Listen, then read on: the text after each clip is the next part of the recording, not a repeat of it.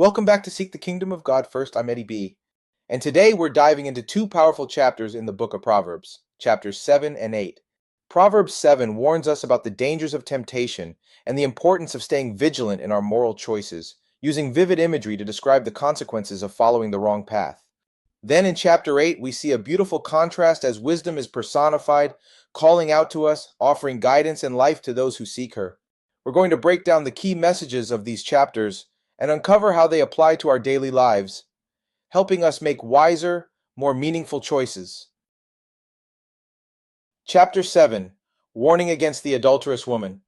My son, keep my words and store up my commands within you. Keep my commands and you will live. Guard my teachings as the apple of your eye. Bind them on your fingers. Write them on the tablet of your heart. Say to wisdom, you are my sister, and to insight, you are my relative. They will keep you from the adulterous woman, from the wayward woman with her seductive words. At the window of my house, I looked down through the lattice.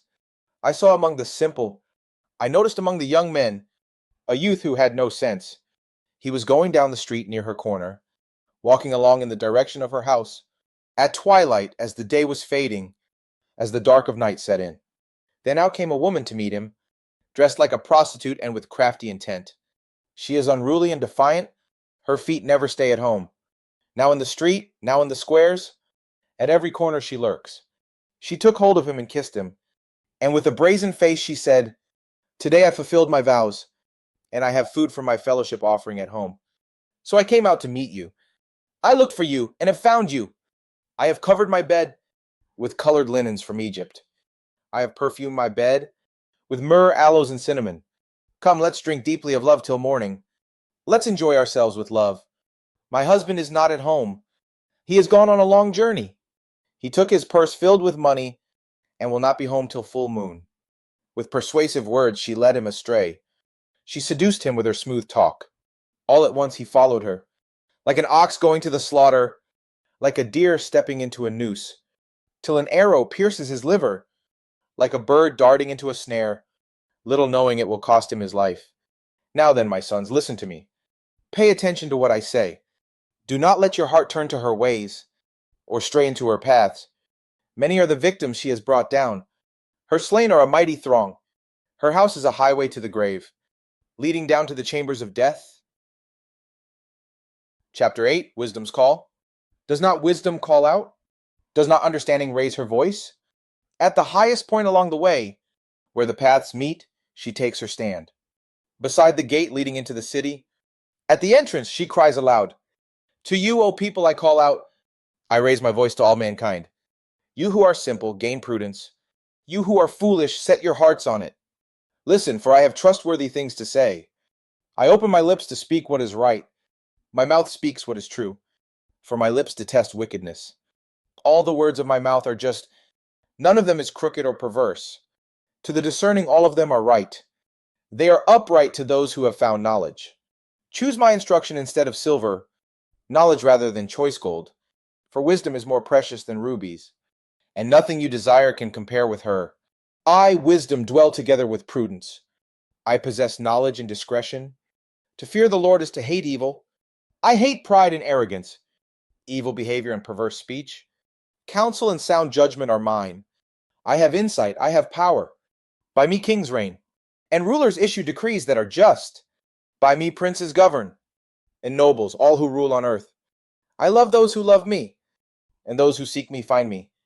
With me are riches and honor, enduring wealth and prosperity. My fruit is better than fine gold. What I yield surpasses choice silver. I walk in the way of righteousness, along the paths of justice, bestowing a rich inheritance on those who love me, and making their treasuries full. The Lord brought me forth as the first of his works, before his deeds of old. I was formed long ages ago, at the very beginning, when the world came to be. When there were no watery depths, I was given birth. When there were no springs overflowing with water, before the mountains were settled in place, before the hills I was given birth, before he made the world or its fields, or any of the dust of the earth.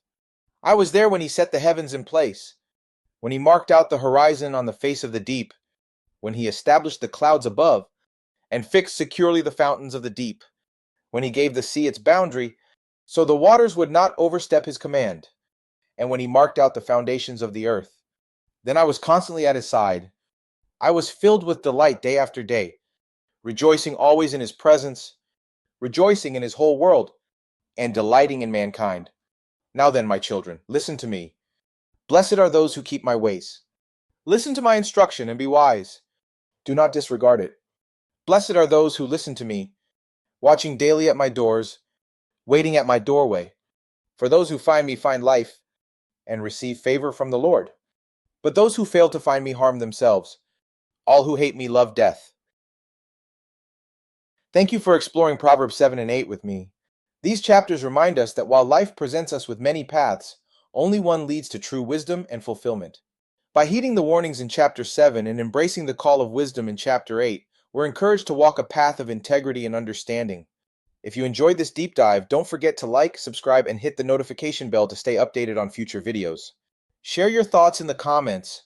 What did you take away from these chapters? Until next time, keep seeking wisdom and let it be your guide.